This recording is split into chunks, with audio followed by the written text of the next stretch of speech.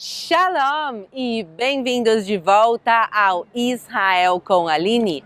Hoje nós vamos conhecer a fundo uma das 12 tribos de Israel, a tribo de Levi.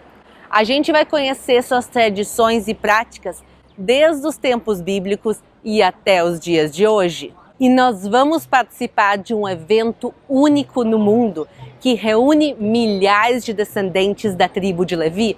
A gente literalmente vai ver quem eles são até os dias de hoje. Então, se vocês estão preparados, vamos começar!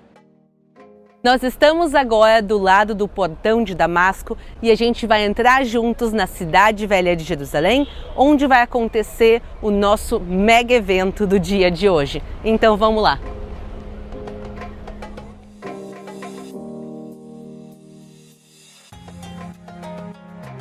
Vamos começar com quem são as 12 tribos de Israel. A história começa com os nossos patriarcas, Abraão, Isaque e Jacó. Jacó vai ter 12 filhos homens. Vocês podem ver os nomes deles escritos aqui e cada um deles vai dar origem a uma das tribos. A única exceção vai ser a tribo de José, que vai se dividir em duas tribos que vão ser chamadas Menassé e Efraim. Mas hoje a gente vai se focar na tribo de Levi e os seus descendentes, os levitas. Levi foi o terceiro filho de Jacó com Lia, e os descendentes dele vão formar uma tribo diferente de todas as outras tribos, porque eles vão ser escolhidos para fazer os serviços a Deus e serem os sacerdotes para todo o povo de Israel. E quando termina a escravidão no Egito, finalmente o povo de Israel pode voltar e reconquistar a terra prometida, e a terra vai ser dividida entre as 12 tribos. Porém, justamente Levi, por serem tão diferentes, eles não vão receber terras por herança. Por quê? Porque a própria Bíblia nos diz que Deus vai ser a herança deles. Porém, a tribo de Levi, Moisés não deu herança. O Senhor, Deus de Israel, é a sua herança, como já lhe tinha dito. Eles sim receberam 6 cidades, que estavam espalhadas, e são Golã, Ramot, Bessor, Kedesh, Shem e Hebron.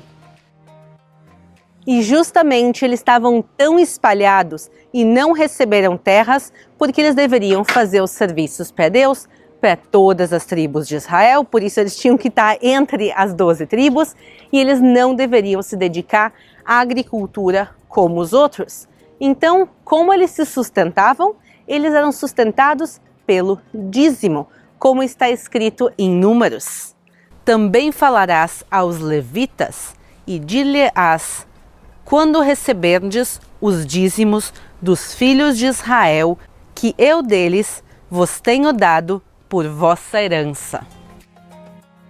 Quando o povo sai da escravidão do Egito, eles constroem o tabernáculo, que é uma espécie de um templo móvel, e dentro dele ficava a Arca da Aliança e dentro dela as tábuas da lei. E esse tabernáculo acompanha o povo de Israel durante os 40 anos no deserto e depois também na entrada à Terra Prometida, e mais tarde vai se construir finalmente o Templo de Jerusalém, que vai durar mais de 1000 anos.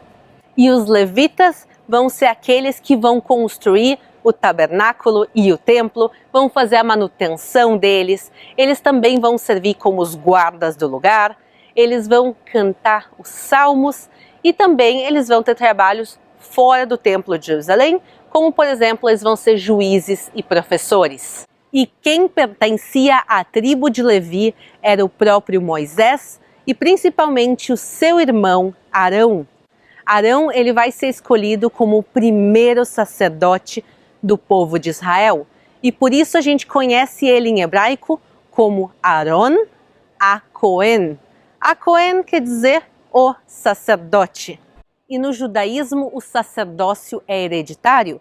E por isso os filhos, os netos e os bisnetos e assim por diante de Arão vão ser os sacerdotes do povo e por isso eles são chamados até os dias de hoje como Cohen, como sacerdotes. Um ponto importante é que Arão não é o primeiro sacerdote do mundo, houveram outros sacerdotes antes dele, um famoso é Malquitzedek.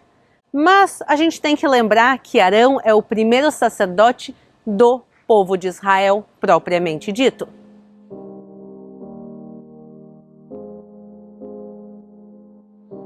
Então, nós temos a tribo de Levi e dentro da tribo de Levi tem uma família específica que é a família de Cohen, que são os sacerdotes propriamente ditos e são descendentes de Arão, o irmão de Moisés, e eles faziam os principais serviços do templo. Por exemplo, os sacrifícios animais, que já não existem mais hoje em dia. Eles tinham roupas especiais, como vocês podem ver, e dentro dessa família era escolhido o sumo sacerdote, e essas aqui são as roupas dele. Apesar de ter uma divisão entre tribos, todo mundo é parte de só um povo, e todo mundo pode se casar também de uma tribo para outra. E aí como fica? Sempre fica pelo lado do esposo, pelo lado paterno. Por exemplo, se uma mulher da tribo de Levi se casasse com um homem da tribo de Judá, ela ia passar a ser contada como parte de Judá.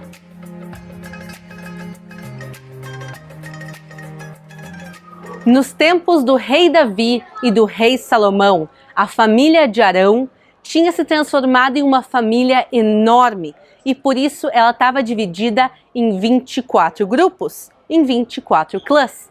E eles estavam muito bem organizados porque cada um sabia em que semanas eles deveriam servir no Templo de Jerusalém, com exceção das grandes festas bíblicas, porque na época das grandes festas, por exemplo, a semana que a gente está agora, que é a Semana de Tabernáculos, todos se reuniam e serviam juntos aqui em Jerusalém.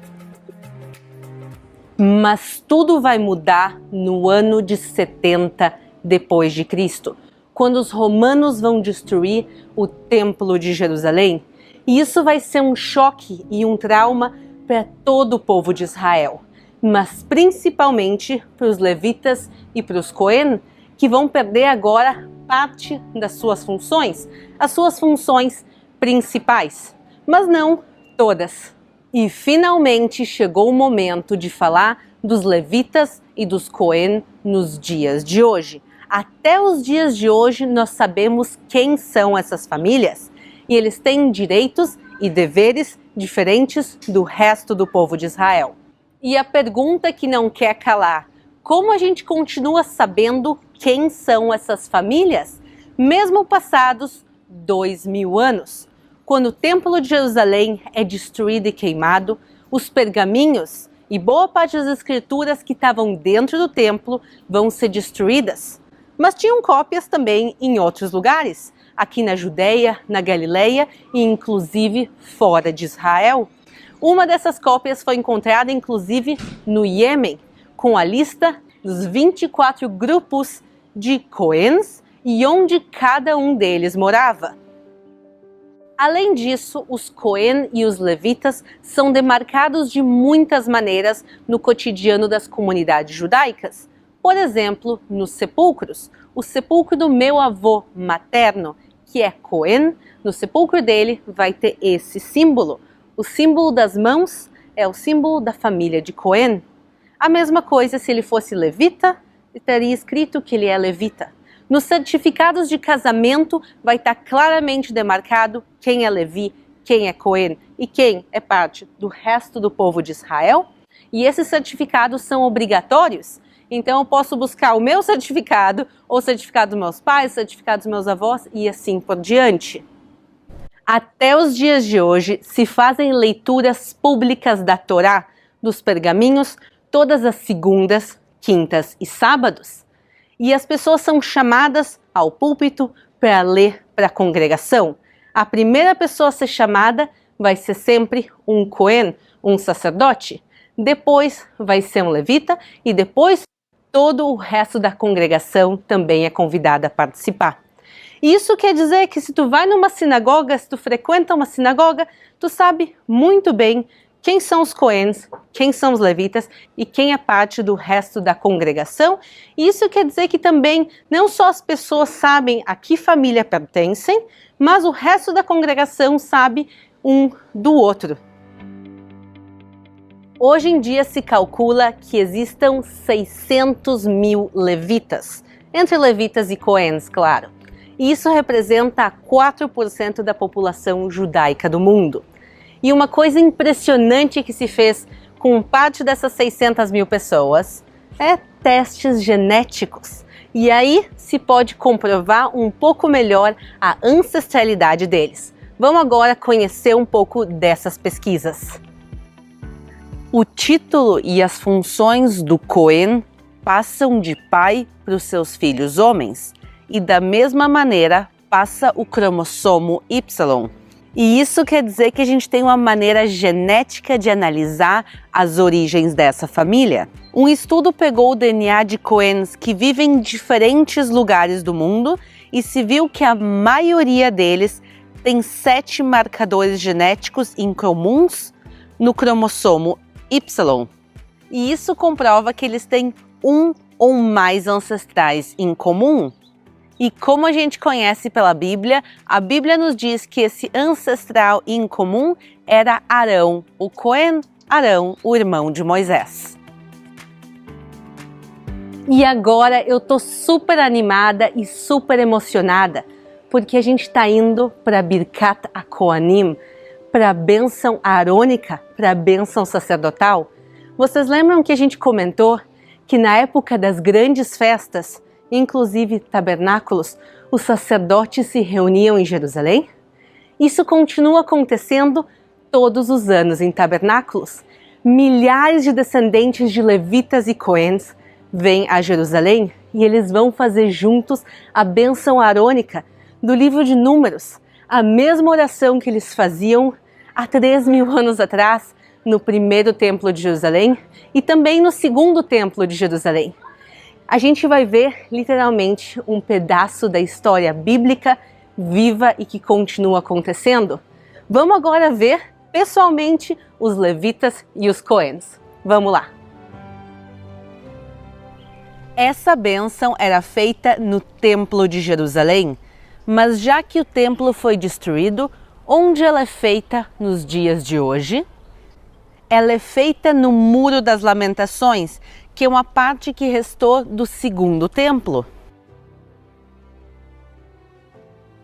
Antes de a gente ir para o Muro das Lamentações, eu quero mostrar uma coisa rapidinho para vocês. Vejam aqui atrás de mim essa cabana, ou como a gente chama em hebraico, sukkah. Ela é parte da celebração da festa bíblica de tabernáculos. Essa é uma das 7 festas bíblicas principais e dura 7 dias e relembra os 40 anos que o povo de Israel passou no deserto.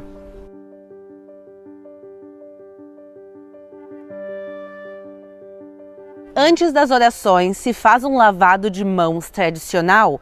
Aqui a gente pode ver algumas pessoas já se preparando e inclusive também às vezes levitas vêm lavar as mãos de coens, como era na época do próprio templo.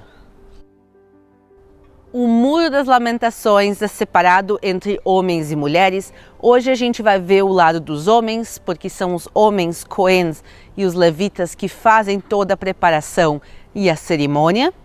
E já tem milhares deles reunidos aqui agora, e daqui uns minutinhos eles já vão começar a bênção arônica.